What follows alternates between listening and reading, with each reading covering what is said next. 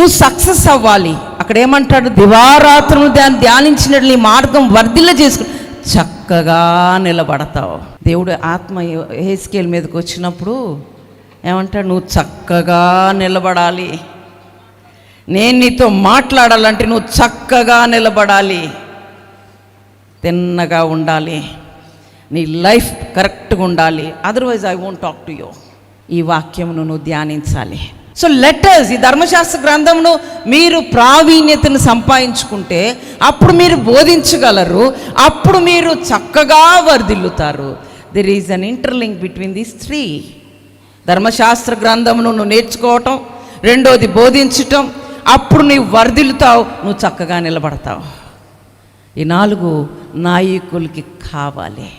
కాబట్టి ఈ prosperous success అనేది దేవుని బిడ్డల యొక్క సొంతం.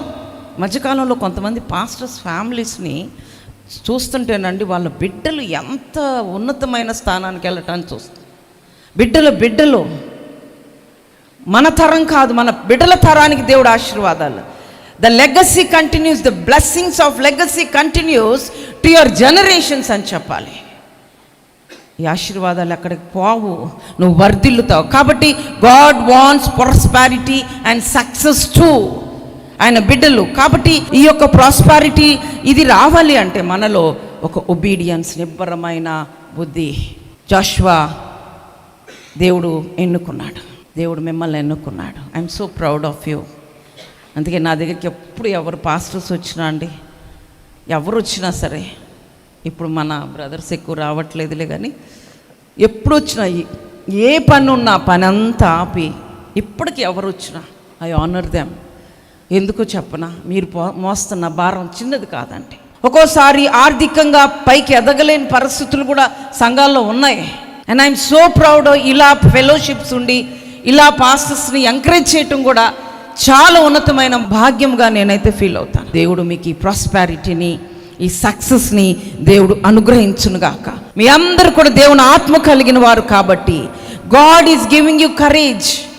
ఎక్కడ తగ్గొద్దు, ఎక్కడ దిగొద్దు, దేవుని విషయాల్లో భయపడొద్దు. ఆ మనసు ఒక స్త్రీకి నాకు ఇచ్చాడు దేవుడు. You are pastors chosen like Jashuva.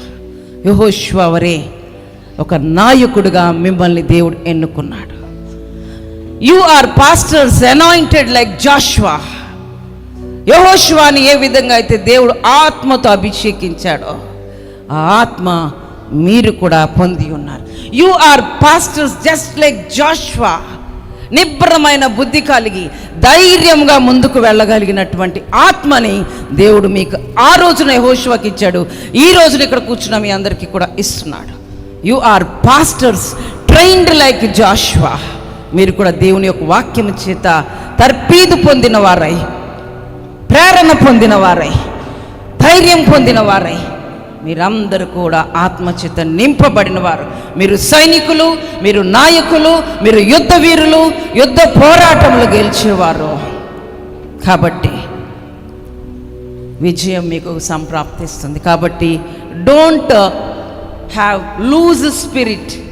నేను పిరికి ఆత్మను మీకు ఇవ్వలేదు, ఎవ్వరికి ఇవ్వలేదు.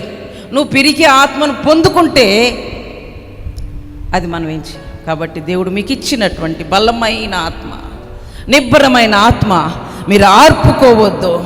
దేవుడు మీకు ఇచ్చినటువంటి వెలుగును, ఈ యొక్క పరిశుద్ధాత్మ అనేటువంటి ఆ తైలముతో నిరంతరం దాన్ని నింపుకుంటూ వెలిగించుకుంటూ ఉండి పరిపూర్ణమైన భక్తి, పరిపూర్ణమైన ఆత్మ, పరిపూర్ణమైన కార్యాలు మీ సంఘాలలో, మీ కుటుంబాలలో, వ్యక్తిగతంగా దేవుడు మీకు చేస్తాడు. ఎప్పుడైతే ఒక నాయకులుగా ఈ ఆత్మను మీరు పొందుకుంటారు.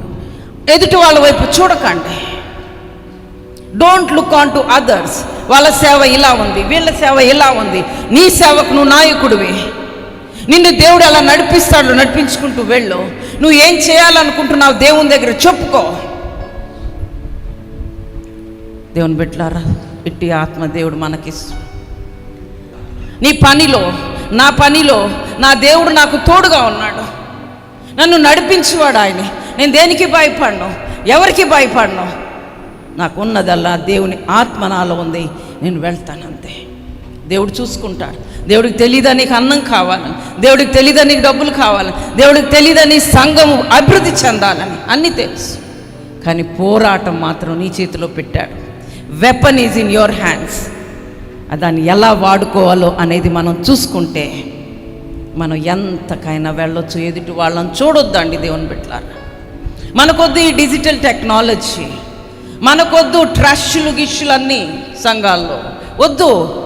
ఆది అపోస్తులు ఏ బోధన అయితే బోధించారు, ఆది అపోస్తులు ఏ విధంగా అయితే రొట్టెని విరిచారు, ఆది అపోస్తుల సంఘ స్థాపన ఏ విధంగా అయితే చేసుకుంటూ వచ్చారో అలా చేద్దాం.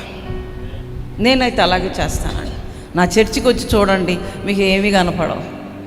చేయాలంటే ఎంతైనా చేయొచ్చు. నో, ఆది అపోస్తుల బోధ మీ అందరూ చేయాలి. అట్టి ఆత్మ దేవుడు మీకు ఇవ్వాలి. దేవుడు పరిపూర్ణమైన భక్తితోనూ పరిపూర్ణమైన ఆశీర్వాదాలతోనూ నిబ్బరం కలిగి మీరు జీవించినట్లుగా దేవుడు మీకు సహాయం చేయునుగాక. దేవుడి మాటలు దీవించునుగాక.